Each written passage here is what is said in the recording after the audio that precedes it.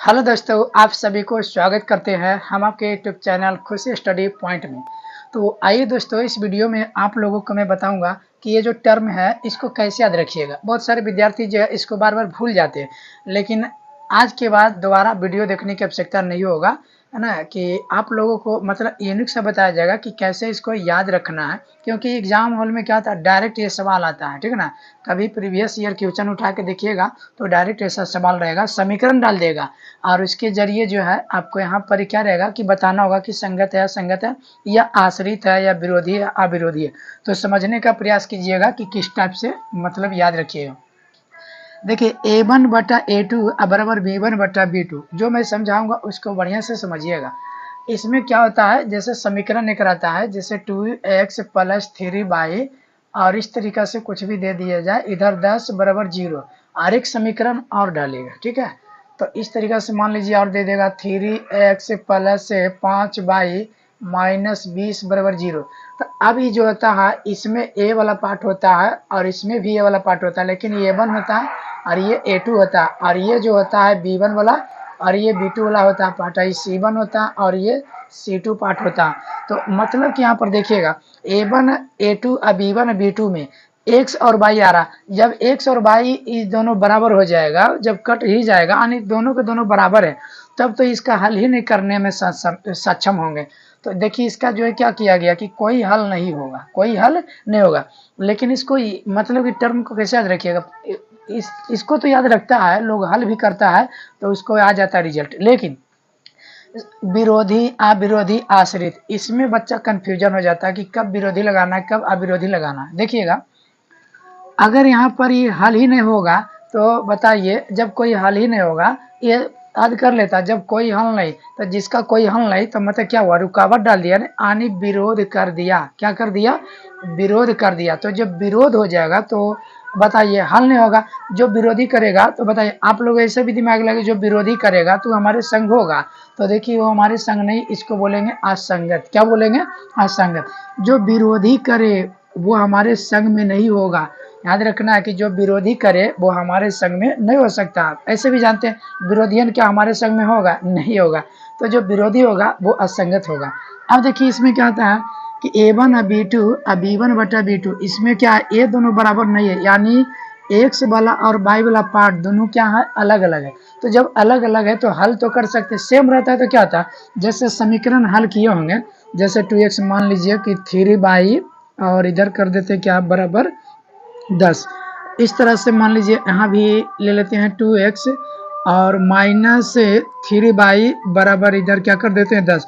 तो ये बताइए, अब चिन्ह को बदलिएगा तो ये क्या हो जाएगा, कट जाएगा। तो ये बराबर लिए हैं तब नहीं, तो जो बराबर है तो वो तो कोई हल ही नहीं हो रहा है। समझ पा रहे हैं ना, जो बराबर होगा वो तो कोई हल ही नहीं होगा, अलग अलग रहेगा। हाँ, ये दोनों में से कोई एक बराबर होता तो काटने में सक्षम हो जाते और हल हो जाता। लेकिन जिसमें कोई हल नहीं होगा, जिसमें कोई हल नहीं होगा यानी रुकावट करेगा, यानी विरोध करेगा, तो देखिए इसका नाम क्या हो गया, विरोध, यानी विरोधी। तो वो हमारे संग में होगा नहीं, इसलिए इसको क्या बोलेंगे, असंगत। याद हो गया, असंगत। अब देखिए यहाँ पर A1/A2 B1/B2 है, तो A1/A2 और B1/B2 है, तो इसको समझने का प्रयास कीजिएगा।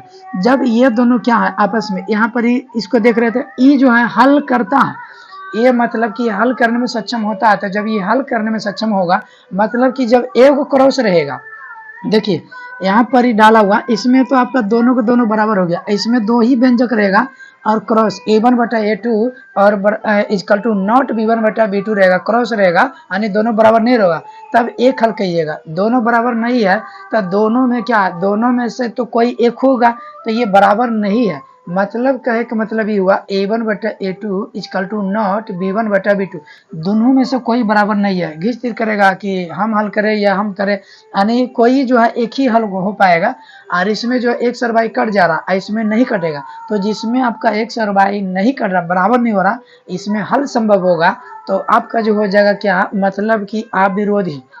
इसमें देखिए हल करने में सक्षम हो रहे हैं तो इसको बोले क्या, आप विरोधी। आप विरोधी का मतलब क्या हो गया, तो जो विरोध नहीं करे, तो जो विरोध नहीं करेगा वो हमारे संग में होगा, तो इसीलिए क्या हो गया, संग।